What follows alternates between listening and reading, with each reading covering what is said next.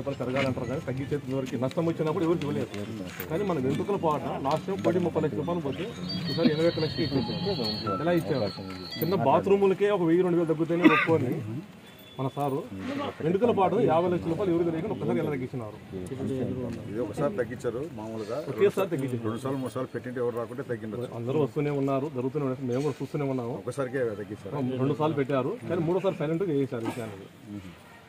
ఇప్పుడు బాత్రూములు ఎప్పుడు జరిగింది? ఇప్పుడు సార్ మన జరిగింది బాత్రూములు దానికి వేలం పాట వేస్తే ఒక 1000 తగ్గిస్తేనే ఒప్పుకొని మన సారు వెంట్రుకలకు 50 లక్షల రూపాయలు ఎలా తగ్గించారు ఒకసారి. మేము బాత్రూమ్ కూడా 3 సార్లు వేసినాం, అన్ని సార్లు వేసినాం మేము కూడా బాత్రూమ్లు కూడా. చెప్పులకు కానీ ఇంకోదానికి కానీ ఏదైనా తగ్గేదానికి లేదన్నప్పుడు ఏళ్ళ మించి ఎప్పుడు తగ్గినది ఒక్కసారి ఎందుకు తగ్గింది 50 లక్షల రూపాయలు. పబ్లిక్ పెట్టినారు కదా, పబ్లిక్ పెట్టి పబ్లిక్ చేయలేదు సార్. ఇది ఆ రోజు ఎవరు చేయలేదు సార్. పబ్లిక్ చేయలేదు సార్. గ్యారెంటీ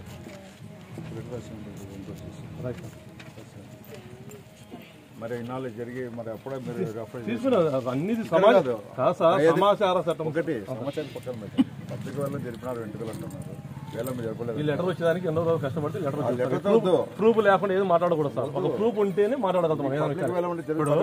ఒకటి సార్, ఇప్పుడు మన గోపురం ఉంది, ఒక్క నిమిషం, అక్కడ మన పశువుల శాల గోపురం ఉంది, దానికి 16 లక్షలు వేశారు టెండర్ వాల్యూ. ఇప్పుడు దాని విషయం ఎంబుకు సార్ బయటకు వస్తే ఎంత బిల్లు చేశారు తెలిస్తే మేము అడగలుగుతాము. మాకు ఎంపుకి ఇప్పుడు దాని 16 లక్షలు మీరు అన్ని నేను వచ్చిన ఇంక్వైరీ మీరు అన్ని నాకు చెప్తే నాకు ఏదో వస్తుంది.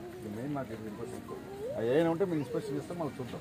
మీ అన్నిటికీ మీరు అన్నిటికీ ఉంటే అందరి కలిసి పిటిషన్లు ఇవ్వండి, స్పెషల్గా టీం వేస్తాం, టీం చూస్తుంది. ఆ విధంగా మీరు అడగడానికి వస్తే మీరు వస్తున్నారనేసి ఒకటి సార్ మాకు తెలియని విషయం మీరు వస్తున్నారు కాబట్టి మేము అడగాలనుకున్నాం. సమాచార చట్టం లాస్ట్ టైం ఇవ్వలేదు కాబట్టి ఇప్పుడు డీసీ సార్ వస్తున్నారు అన్నప్పుడు మీరు నెక్స్ట్ అప్డేట్ అవుతారు మీరు పెట్టుకోండి. ఇవ్వలేదని మీకు పెడతాను. ఆల్రెడీ రూల్స్ ఉన్నాయి, రూల్స్ ఉన్నాయి కాబట్టి సార్ ఇప్పుడు మీరు విజయవాడకు పంపించినా కూడా డైరెక్ట్ బ్రహ్మగారి మఠానికి రావాలి అప్లికేషన్ కోసం. ఇక్కడ మన సార్ ఏం చేశారు, ఇది పీఠాధిపతి అన్నారు. పీఠాధిపతి అన్నప్పుడు పీఠాధిపతులే పాలించుకుంటారు, వాళ్ళే కొట్టుకుంటారు, వాళ్ళే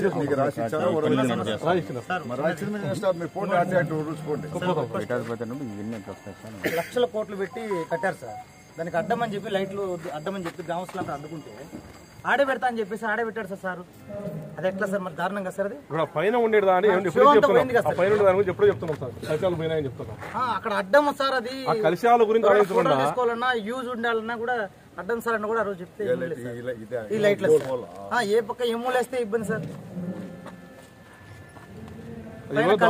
చెప్పారు, ఇంతవరకు పడుచుకున్న పరిస్థితి. ఈ పక్క ఇది పోయింది, ఇది ఇలాగే ఉంది 2 years నుంచి. ఇప్పుడే మార్చండి సార్. అది ఇప్పుడు ఇంత డెవలప్మెంట్ అయినప్పుడు ఆ స్తంభం కూడా అర్థమే సార్. వాస్తవం కనిపించదు కదా సార్. కనిపిస్తాయి బాబు,